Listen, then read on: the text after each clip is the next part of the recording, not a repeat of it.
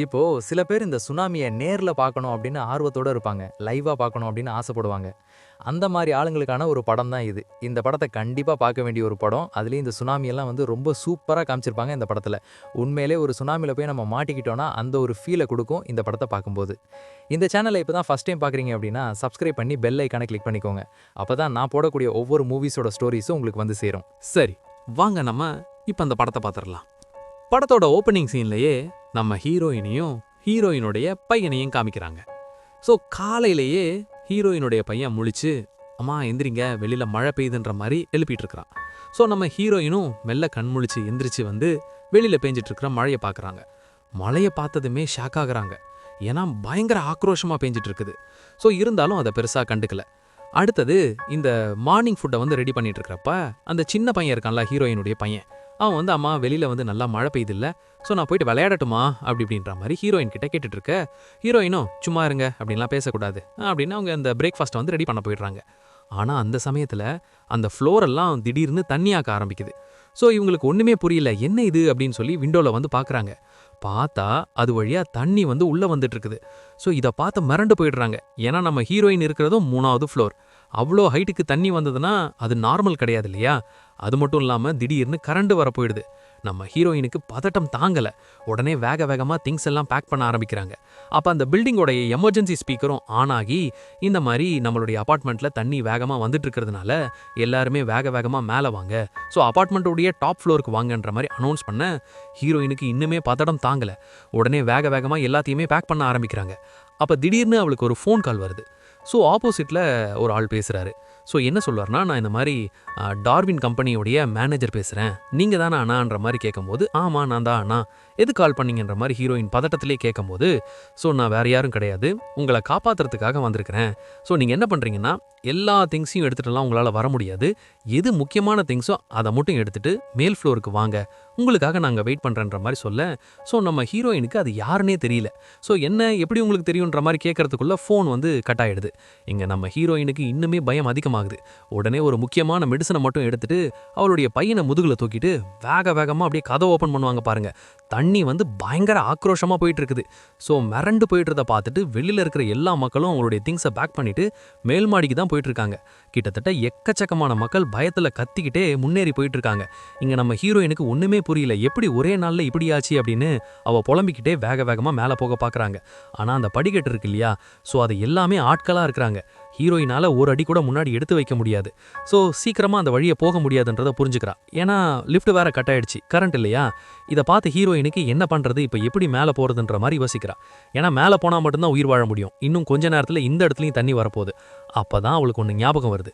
இன்னொரு emergency stair case வந்து opposite சைடில் இருக்கும் போல. உடனே அந்த திசையை நோக்கி ஓட ஆரம்பிக்கிறாங்க. ஸோ ஒரு செகண்ட் கூட வெயிட் பண்ணல, ஏன்னா தண்ணி வேக வேகமாக மேலே ஏறிட்டு இருக்குல்ல. அதனால பதட்டத்தில் வேக வேகமாக போக, ஸோ போகிற வழியெல்லாம் பார்த்தீங்கன்னா மக்கள் எல்லாம் அலறிக்கிட்டே போகிறாங்க. சில பேர் வந்து தண்ணிக்குள்ளே குதிச்சிடுறாங்க, மேலே ஏறத்துக்கு ட்ரை பண்ணிட்டு இருக்காங்க. இதெல்லாம் பார்த்து நம்ம ஹீரோயின் பயத்தோட உச்சியிலேயே அந்த அபார்ட்மெண்ட்டில் உயிரை கையில் பிடிச்சிட்டு இந்த சைடு ஓடி வரான்.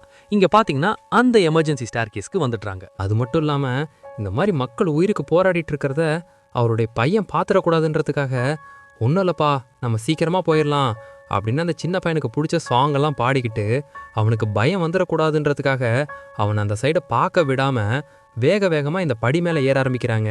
அப்படியே ஒரு 2 ஃப்ளோர் தான் மேலே ஏறி இருப்பாங்க. மேலே பார்த்தா நிறைய இதை வச்சு அடைச்சி வச்சிருக்கிறாங்க. ஸோ இதை கிளியர் பண்ணிட்டு போனோம்னா ரொம்ப நேரம் ஆகிடும், ஏன்னா அவ்வளோ ஃபோனிச்சஸ் வச்சு அடைச்சி வச்சிருக்கிறாங்க. அப்போ தான் நம்ம ஹீரோயின் பின்னாடி திரும்பி பார்க்குறாங்க.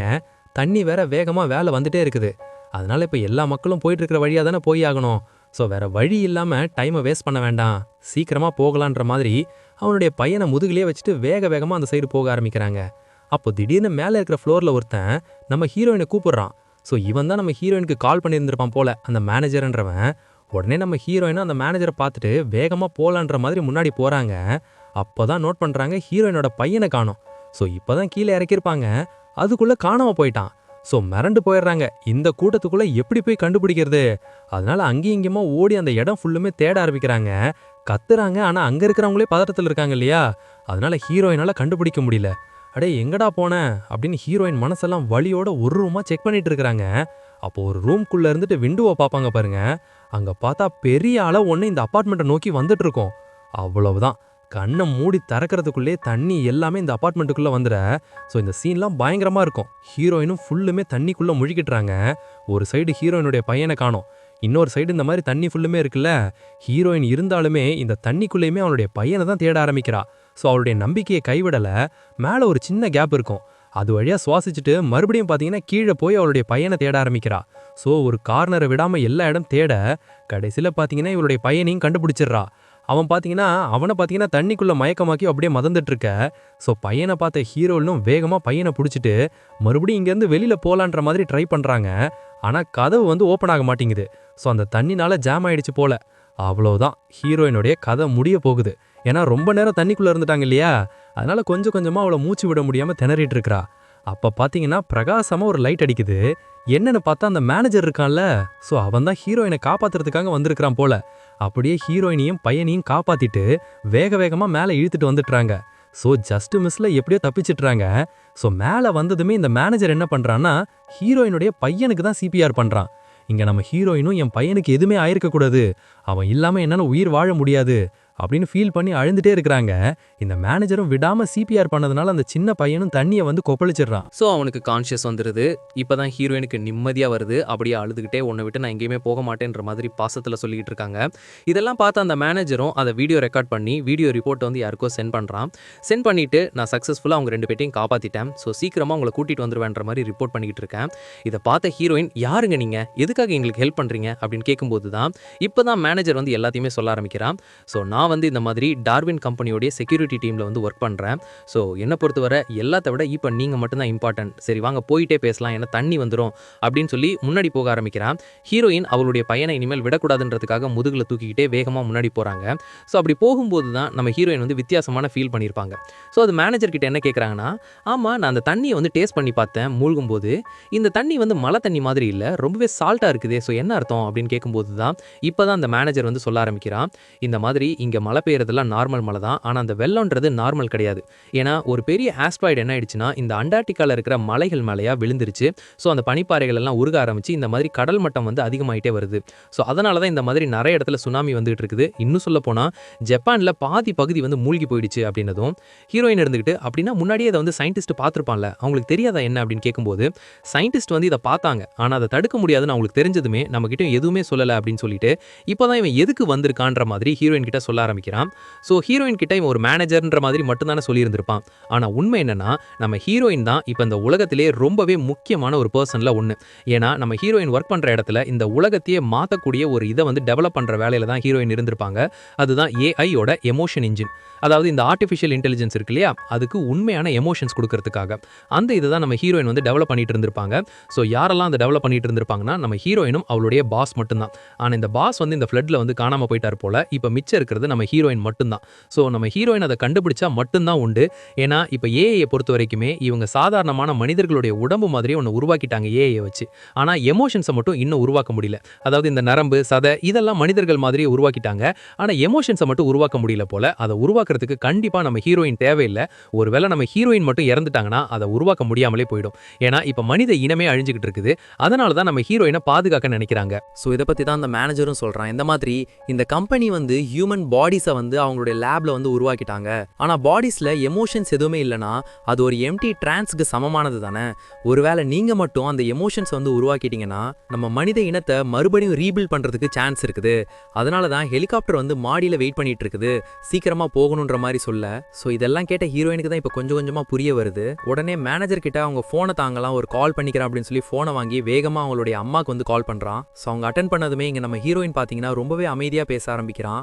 அம்மா நீங்கள் எனக்காக நிறைய பண்ணியிருக்கீங்க, ஸோ இதுக்கப்புறம் எங்களை நினச்சி கவலைப்படாதீங்க, நீங்கள் சேஃபாக இருங்கன்ற மாதிரி மனசில் அவ்வளோ வலியோடு வந்து சொல்லிட்டு இருக்கிறாங்க.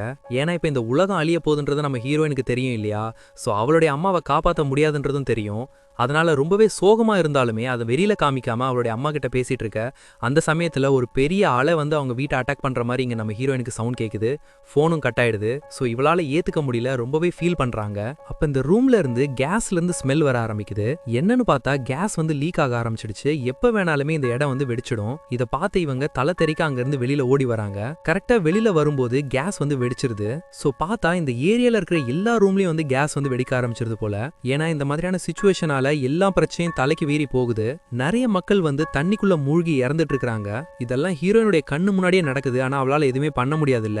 ஏன்னா இன்னும் ரொம்ப தூரம் மேலே ஏறி போகணும் அந்த ஹெலிகாப்டருக்கு போறதுக்கு. அதனால அங்கிருந்து வேக வேகமா கிளம்புறாங்க. அப்படி கிளம்பும்போது இந்த சைடு வந்து பாத்தீங்கன்னா கேஸ் லீக் ஆகி வெடிச்சிடும். ஸோ இப்போ 2 இதுக்கு நடுமத்துல மாட்டிக்கிட்டாங்க. இதை தாண்டி போகணும்னா இப்போ அடுத்த ஃப்ளோருக்கு இவங்க இங்கிருந்து டைரக்டா போனா மட்டும்தான் முடியும். ஸோ அதனால நம்ம மேனேஜர் என்ன பண்ணிடுறான்னா வேக வேகமா மேலே ஏறிட்டு நான் உங்களை தூக்குறேன் கை கொடுங்க அப்படின்னதும் ஹீரோயின் ஃபர்ஸ்ட் அவளுடைய பையனை வந்து தூக்கி கொடுத்துடுறா. அடுத்தது கடைசியா அவளும் மேலே ஏறி வரலான்னு பார்க்கும்போது கால் தவறி போய் பொத்துன்னு தண்ணிக்குள்ள விழுந்துடுறாங்க. ஆனா நல்ல வேலையா நம்ம ஹீரோயினுக்கு நீச்சல் தெரியும். ஸோ வேக வேகமா மேலே ஸ்விம் பண்ணி வந்துட்டு அந்த ஃப்ளோருக்கு இந்த சைடு ஏறிடுறாங்க. ஸோ இப்போ இங்க இருந்து மேலே போகணும்ல, அதனால படி வழியா போலான்ற மாதிரி பார்க்கும்போது திடீர்னு பாத்தீங்கன்னா குழந்தை அழுகிற மாதிரியான சத்தம் கேக்குது. அதுவும் அந்த லிஃப்ட்ல இருந்து. ஸோ வேக வேகமா அந்த லிஃப்ட்டுக்கு வராங்க. ஸோ லிஃப்ட் வந்து க்ளோஸ் ஆயிருக்குல, அதுக்குள்ள யாரோ மாட்டிருக்காங்க. உள்ள இருந்து அழுகிற சத்தம் மட்டும் கேட்க ஹீரோயின் வந்து அதை திறக்க ட்ரை பண்றாங்க. கொஞ்ச நேரம் வெயிட் பண்ணுங்க திறந்துடுறான் அப்படின்னு சொல்லிட்டு இருக்கும்போது மறுபடியும் ஒரு பெரிய சுனாமி வந்து அட்டாக் பண்ணுது. அவ்வளவுதான், ஹீரோயின் வந்து தண்ணிக்குள்ள மூழ்கிடுறாங்க. அப்ப அவளுக்கு அவளுடைய பாஸ்ட் வந்து கொஞ்சம் ஞாபகம் வருது. ஸோ ஆக்சுவலா என்ன ஆயிருக்கும்னா ஹீரோயினும் ஹீரோயினுடைய ஹஸ்பண்டும் கார்ல போயிட்டு இருக்கும்போது கார் ஆக்சிடென்ட் ஆகி தண்ணிக்குள்ள விழுந்திருக்கும். ஸோ அந்த தண்ணிக்குள்ள தான் இவருடைய ஹஸ்பண்டும் பையனும் மாட்டி இருந்திருப்பாங்க. இருந்தாலும் ஹஸ்பண்ட் எப்படியோ பையனை காப்பாத்தி ஹீரோயின் கிட்ட கொடுத்திருந்திருப்பாங்க. ஆனா அவனால மூச்சு விட முடியாம போயிருந்திருக்கும். ஸோ அந்த இடத்துல அவர் மாட்டிப்பாரு. ஹீரோயினால இப்ப அவரையும் காப்பாற்ற முடியாம போயிருக்கும். அதனால அவளுடைய பையனை மட்டும் எப்படியோ காப்பாத்தி மேல ஸ்விம் பண்ணி வந்திருப்பாங்க. சோ அந்த தண்ணியில தான் என்னுடைய ஹஸ்பண்ட் இழந்துட்டேன், ஆனா இந்த தண்ணியில என்னுடைய பையனை இழக்க மாட்டேன் அப்படின்னு மறுபடியும் விடாமுயற்சியா மேல வந்து நீந்தி வந்துட்டாங்க. ஆனா பாவம் அந்த எலிவேட்டர்ல இருந்தவங்க இறந்து போயிட்டாங்க. அப்புறம் என்ன, இந்த படி வழியா மேலே ஏறி வந்துடுறாங்க. ஸோ இப்பதான் 18வது ஃப்ளோருக்கே வராங்க. இன்னும் 30வது ஃப்ளோருக்கு போனாதான் அந்த ஹெலிகாப்டர் இருக்கும். ஸோ இங்க மேலே ஏறி வந்ததுமே அந்த மேனேஜர் சீக்கிரமா வாங்க உங்க பையனுக்கு முடியல அப்படின்னதும் பதறி போய் ஹீரோயின் வந்து என்னன்னு செக் பண்ணி பார்க்கறா. பார்த்தா அவனுடைய பிளட் சுகர் லெவல் வந்து ரொம்பவே லோவா இருக்குது. நம்ம ஹீரோயின் வந்து ஸ்டார்டிங்ல மெடிசின்லாம் எடுத்து வச்சிருந்திருக்காங்கல்ல, அதெல்லாம் இப்போ தனியா போயிடுச்சு. ஸோ அந்த சின்ன பையனுடைய மெடிசின் தான் அதை போல. அதனால பதறி போன ஹீரோயின் இல்ல எனக்கு ஏதாவது மெடிசின் வேணும் அப்படின்னு சொல்லிட்டு வேகமா ஏதோ அபார்ட்மெண்ட்குள்ள ஓட ஆரம்பிக்கிறாங்க. இத பார்த்த மேனேஜரும் இங்க பாருங்க நமக்கு டைம் இல்ல, உங்க பையன் மாதிரி இன்னொரு பையனை உருவாக்கிக்கலாம் அப்படின்னு எவ்வளவோ சொல்லி பார்ப்பான். ஆனா அதை எப்படிதான் நம்ம ஹீரோயினால ஏத்துக்க முடியும். சோ வேக வேகமா ஏதோ ஒரு வீட்டுக்குள்ள போயிட்டு அங்க கிச்சன்ல இருந்து ஏதோ ரெடி பண்றாங்க. அதாவது இந்த சின்ன பையனுக்கு கொடுத்து பிளட் சுகர் லெவலை கொஞ்சம் ஏத்துறதுக்காக. அப்படி ரெடி பண்ணி அதை சின்ன பையனுக்கு கொடுக்க அவனும் பாத்தீங்கன்னா அதை குடிக்கிறான். அதனால கொஞ்சம் கொஞ்சமா அவனுடைய கண்டிஷனும் நார்மல் ஆகுது. அதுக்கப்புறம் அந்த இடத்துலயே கொஞ்சம் ரெஸ்ட் எடுக்க ஆரம்பிக்கிறாங்க.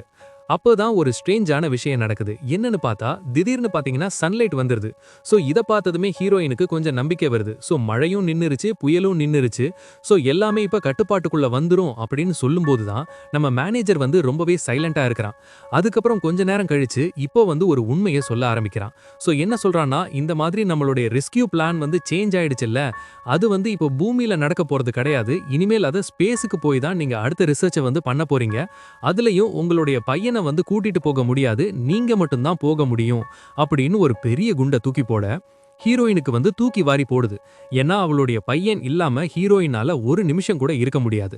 சோ இந்த மேனேஜருக்கு இது முன்னாடியே தெரியும் போல. ஆனா ஃபர்ஸ்டே இத பத்தி சொல்லியிருந்தா கண்டிப்பா நம்ம ஹீரோயின் இவ்வளவு தூரம் வரைக்குமே வந்திருக்க மாட்டாங்கல்ல.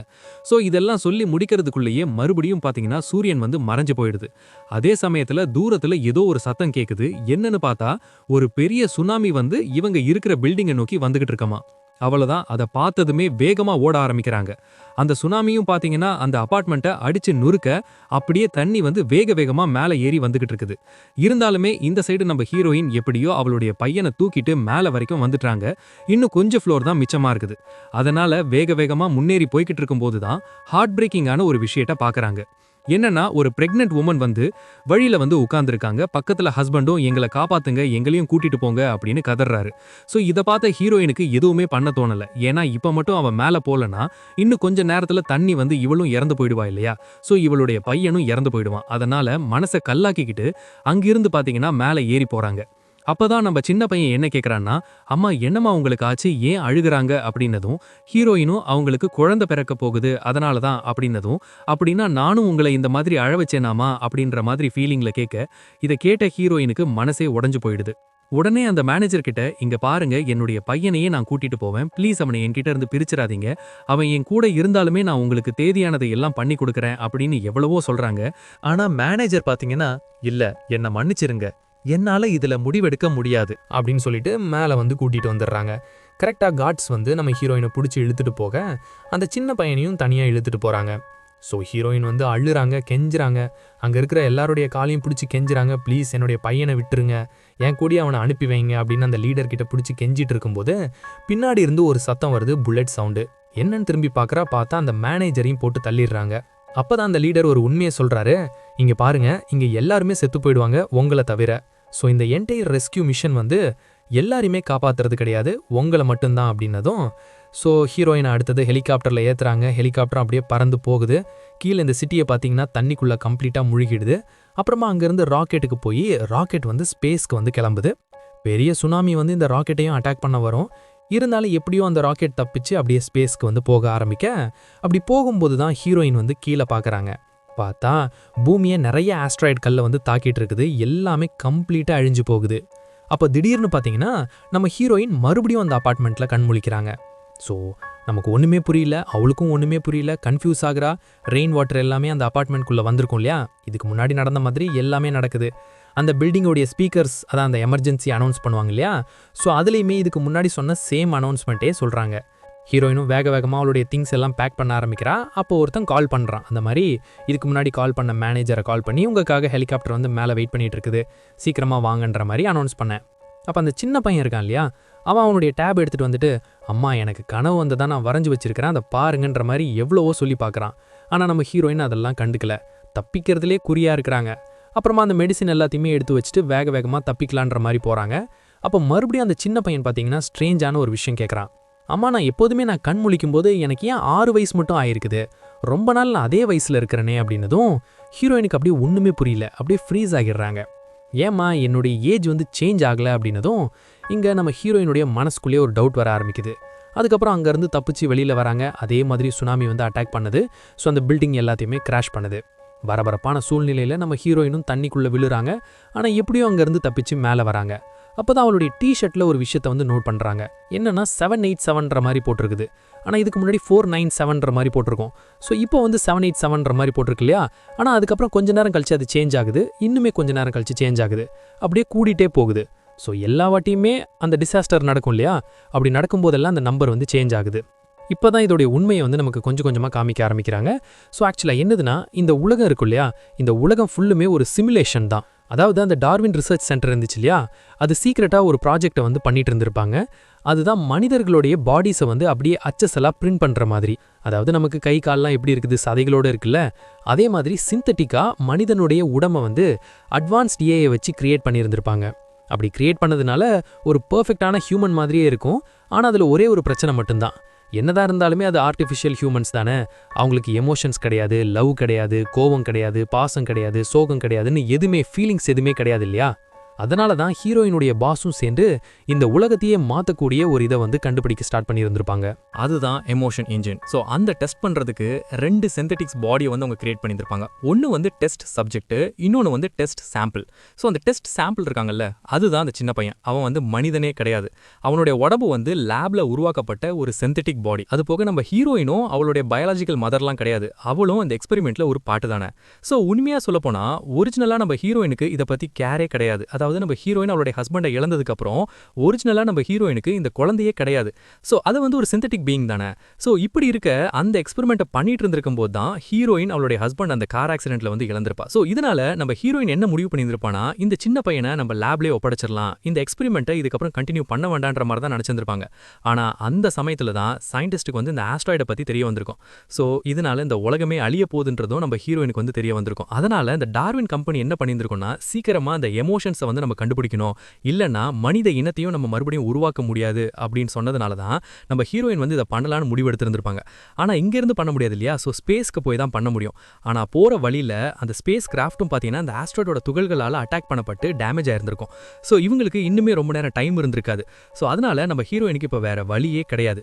ஸோ ஒரு ஃபைனல் டிசிஷன் ஒன்று எடுத்திருந்திருப்பாங்க. அதுதான் அவளே இதோடைய ஃபைனல் டெஸ்ட் சப்ஜெக்டாக இருக்கலான்ற மாதிரி முடிவெடுத்திருந்திருப்பாங்க. அதனால தான் அவளுடைய மெமரியை வந்து இந்த ஏஐ சிஸ்டம் மூலமா அப்லோட் பண்ணியிருந்திருப்பாங்க. அது மூலமா மூலயமா இந்த எக்ஸ்பெரிமெண்ட்டும் ஆரம்பிச்சிருந்திருக்கும் இந்த சிமுலேஷனுக்குள்ள. ஸோ ஹீரோயினுடைய மிஷன் வந்து ரொம்பவே சிம்பிள் தான். என்னன்னா அந்த சின்ன பையனை கண்டுபிடிக்கணும், அவனை காப்பாற்றணும், அவனை ப்ரொடெக்ட் பண்ணணும். ஸோ அப்படி மட்டும் நம்ம ஹீரோயின் வந்து இந்த சின்ன பையனை காப்பாற்றி ப்ரொடெக்ட் பண்ணிட்டாங்கன்னா அதோடைய அந்த மதர்ஸ் லவ் இருக்கும் இல்லையா, அது வந்து எமோஷனல் டேட்டா வந்து ஜென்ரேட் பண்ணிருமா. அப்படி ஜென்ரேட் பண்ணா இவங்களுடைய மிஷன் வந்து கம்ப்ளீட் ஆயிரும். ஒருவேளை நம்ம ஹீரோயின் வந்து ஃபெயில் ஆயிட்டாங்கன்னா மறுபடியும் சிமுலேஷன்ல வந்து நம்ம ஹீரோயின் வந்து ஸ்டார்ட் பண்ணுவாங்க. ஸோ அதை தான் நம்ம ஸ்டார்டிங் சீன்ல இருந்து பார்த்துருப்போம். ஸோ இப்போ நான் உங்களுக்கு புரியுற மாதிரி ரொம்பவே ஷார்ட்டா சொல்றேன். அதாவது நம்ம ஹீரோயினுடைய பையன் இருக்காங்கல்ல, அது உண்மைக்குமே ஹீரோயோட பையன் கிடையாது. இந்த சுனாமிலாம் வர்றதுக்கு முன்னாடியே ஹீரோயின் வந்து இந்த எமோஷன் இன்ஜினை கண்டுபிடிக்கிறதுக்காக ஒரு எக்ஸ்பெரிமெண்ட்குள்ள போயிருந்திருப்பாங்க. அது மூலியமா உருவாக்கப்பட்டவன் தான் அந்த சின்ன பையன். ஸோ இப்படி இருக்க அந்த எக்ஸ்பெரிமெண்ட்லாம் நல்லபடியாக போயிட்டு இருக்கும்போது தான் ஹீரோயினுடைய ஹஸ்பண்ட் வந்து இறந்திருப்பாங்க. அதனால அந்த எக்ஸ்பெரிமெண்ட்டை நம்ம ஸ்டாப் பண்ணிடலாம், வேண்டாம், இதுக்கப்புறம் நம்ம தனிமையாக வாழலான்ற மாதிரி ஹீரோயின் முடிவெடுத்திருந்திருப்பாங்க. அந்த டைம்ல தான் சுனாமி வந்து இந்த உலகம் அழிய போகுதுன்றது தெரிய வந்திருக்கும். ஸோ இதனால நம்ம ஹீரோயின் என்ன முடிவெடுத்திருந்திருப்பாங்கன்னா, நமக்கு அதிக டைம் கிடையாது, ஸோ சீக்கிரமா அந்த எமோஷனை வந்து நான் உருவாக்கணும், அதுக்கு நானே இப்போ அந்த சிமுலேஷனுக்குள்ள போய் அந்த சின்ன பையனை காப்பாத்துற மாதிரி பண்ணிட்டேன்னா கண்டிப்பா அந்த எமோஷன்ஸ் வந்து உருவாகும். ஆனா அதுக்கு அவங்க என்ன பண்ணணும்னா அந்த சின்ன பையனை ஹீரோயின் கிட்ட இருந்து பிரிக்கிற மாதிரியே பண்ணிட்டு இருக்கணும். ஆனா அதையும் தாண்டி நம்ம ஹீரோயின் காப்பாத்தும் போது தான் அந்த எமோஷன்ஸ் வந்து உருவாகும். அதுதான் இப்போவும் ட்ரை பண்ணிட்டு இருக்காங்க. அதனால எப்ப நம்ம ஹீரோயின் எந்திரிச்சாருமே மறுபடியும் பாத்தீங்கன்னா இதுதான் ஸ்டார்ட் ஆகும். ஏன்னா ஹீரோயின் வந்து அந்த சிமுலேஷனுக்குள்ள இருக்காங்க இல்லையா, எப்பெல்லாம் நம்ம ஹீரோயின் வந்து அந்த சின்ன பையனை வந்து காப்பாத்தி கூட்டிட்டு போலான்ற மாதிரி ட்ரை பண்ணும்போது அந்த கம்பெனியை சேர்ந்தவங்க என்ன பண்ணுவாங்கன்னா நம்ம ஹீரோயின் வந்து அந்த சின்ன பையன் கிட்ட இருந்து பிரிச்சுட்டு போயிடுவாங்க. ஸோ அதையும் தாண்டி நம்ம ஹீரோயின் காப்பாத்தினா மட்டும்தான் அந்த எமோஷன்ஸ் வந்து உருவாக்கும். ஸோ இதெல்லாம் நம்ம ஹீரோயினுக்கு இப்போ புரிய வந்திருக்கும். அதனால இந்த சிஸ்டமோடைய பேட்டர்னை வந்து பிரேக் பண்ணி எப்போதும் போற வழியில போகாம வேற வழியா டிஃப்ரெண்ட் ரூட்ல வந்து நம்ம 13th ஃப்ளோருக்கு போகலாம் அப்படின்னு முடிவு பண்ணி கன் எடுத்துட்டு இவ்வளோ தடுக்க வர எல்லாத்தையுமே போட்டு தள்ளிட்டு பார்த்தீங்கன்னா 30வது ஃப்ளோருக்கு வந்து போவாங்க. எப்படியோ சைடில் இருக்கிறதெல்லாம் ஏறி பிடிச்சு 30வது ஃப்ளோருக்கு வந்துடுவாங்க. வந்து பார்த்தா அங்கே ஒரு கபோர்ட் மாதிரி இருக்கும். ஸோ அதை ஓப்பன் பண்ணி பார்த்தா அங்கே தான் அந்த சின்ன பையன் இருப்பான். ஸோ இங்கே தான் இவன் வந்து எப்போதுமே மறைஞ்சிருந்திருப்பான். ஆனால் இப்போ தான் நம்ம ஹீரோயின் பார்க்குறாங்க. பார்த்துட்டு அவங்க கிட்ட மன்னிப்பு கேட்குறாங்க, என்னை மன்னிச்சிடு, ஸோ உன்னை வந்து நான் விட்டுட்டு போயிருக்க கூடாது அப்படின்னு ரொம்ப ஃபீல் பண்ணுறாங்க. ஏன்னா உண்மையான டைம் லைனில் வந்து நம்ம ஹீரோயினை வந்து விட்டுட்டு தானே அந்த ராக்கெட்டில் ஏறி போயிருந்திருப்பாங்க. அப்போ தானே ஆக்சிடென்ட் ஆயிருக்கும். ஸோ இப்போ அவனை தான் நினச்சி ஃபீல் பண்ணி சொல்லிட்டு இருக்கேன். அப்போ அந்த சின்ன பையன் ஒன்று சொல்கிறான். என்ன சொல்கிறான்னா, நீங்கள் என்ன விட்டுட்டு போகலாமா, என்னை வெயிட் பண்ண சொன்னீங்கன்ற மாதிரி சொல்ல அப்போ தான் ஹீரோயினுக்கு வந்து உன்ன ஞாபகம் வருது. என்னன்னா ஒரிஜினல் டைம் லைனில் நம்ம ஹீரோயின் வந்து அந்த சின்ன பையன் கிட்ட இந்த கிளவுஸ்லேயே ஒளிஞ்சுக்கோ, நான் உன்னை காப்பாற்றி தருவேன்ற மாதிரி சொல்லிட்டு போயிருந்திருப்பாங்க. அதை தான் அந்த சின்ன பையனும் வரைஞ்சு வச்சிருந்திருப்பான். ஆனால் நம்ம ஹீரோயின் வந்து அதை பார்த்துருந்துருக்க மாட்டாங்க இல்லையா. இப்படி இருக்க இப்போ நம்ம ஹீரோயினை தடுக்கிறதுக்காக அந்த செக்யூரிட்டி டீம் வந்துடுறாங்க. ஸோ இதை பார்த்து நம்ம ஹீரோயின் எப்படியாவது அந்த சின்ன பையனை காப்பாற்றணுன்றதுக்காக அங்கேருந்து தூக்கிட்டு ஓடுறாங்க. ஆனால் செக்யூரிட்டி டீம் வந்து நம்ம ஹீரோயினை பிடிச்சிடுறாங்க. அப்போ அந்த சின்ன பையன் அந்த பில்டிங்கோடைய எட்ஜில் இருப்பான். ஸோ அவனை பார்த்து நீ தண்ணிக்குள்ள குதி, நான் வந்துடுறான் அப்படின்னதும் அவனை பார்த்தீங்கன்னா தண்ணிக்குள்ள குதிச்சிடுறான். இந்த சைடு நம்ம ஹீரோயின் எப்படியோ அங்கே இருக்கிற எல்லார்கிட்டே இருந்து தப்பிச்சு அவளும் தண்ணிக்குள்ள குதிச்சிடுறா. எப்படியாவது நம்மளுடைய பையனை காப்பாற்றணும் அப்படின்னு பயங்கர வேகமா அவன் கிட்ட நீந்தி போய் ஒரு அம்மாவுடைய பாசம் எந்த அளவுக்கு இருக்குன்ற மாதிரி ஹீரோயின் காமிக்கிறாங்க. அப்படியே வேகமா நீந்தி போய் அந்த சின்ன பையனை ஹக் பண்ணிக்க அப்ப பெரிய சுனாமி வந்து வர ஆரம்பிக்குது. ஸோ இப்போ கடைசியா நம்ம ஹீரோயின் வந்து சின்ன பையனை காப்பாத்திட்டாங்க இல்லையா, அதனால அந்த எமோஷன் இன்ஜின் வந்து ஃபைனலா ஆக்டிவேட் ஆகுது. அதனால அந்த இடமே இப்போ கொஞ்சமா சேஞ்ச் ஆகுது. ஸோ நம்ம ஹீரோயின் வந்து கண்ணு முழிக்கிறாங்க. பார்த்தா நம்ம ஹீரோயின் வந்து ஸ்பேஸ்ல தான் இருப்பாங்க. அது மட்டும் இல்லாம அந்த எமோஷன் இன்ஜின் ஆக்டிவேட் ஆகி டேட்டா ஜெனரேட் ஆயிருக்கும் இல்லையா, அதனால அந்த டேட்டாவை அதை ரெக்கார்ட் பண்ணி வச்சுக்கும். ஸோ ஃபைனலாக அந்த சிஸ்டம் வந்து அந்த எமோஷனையும் அப்சர்வ் பண்ணிடுது. ஸோ அது மட்டும் தானே மனிதனை ஃபுல்லாக உருவாக்குறதுக்கு தேவைப்பட்டுச்சு. இப்போ ஒரு அம்மாவுடைய அன்கண்டிஷனல் லவ்வால் அந்த எமோஷன்ஸையும் உருவாக்கிட்டாங்க. இதனால அந்த சிமுலேஷனும் எண்ட் ஆயிடுச்சு, சுனாமியும் எண்ட் ஆயிடுச்சு. ஏன்னா அந்த எக்ஸ்பெரிமெண்ட் வந்து முடிஞ்சிருச்சு இல்லையா, அதோட இந்த படத்தையும் முடிக்கிறாங்க. இந்த வீடியோ ரெடி பண்ணுறதுக்காக நான் ரொம்பவே கஷ்டப்பட்டிருக்கேன். ஆனால் நீங்கள் எனக்கு செய்ய வேண்டியதெல்லாம் இந்த சேனலை சப்ஸ்கிரைப் பண்ணி பெல் ஐக்கானை கிளிக் பண்ணிக்கோங்க.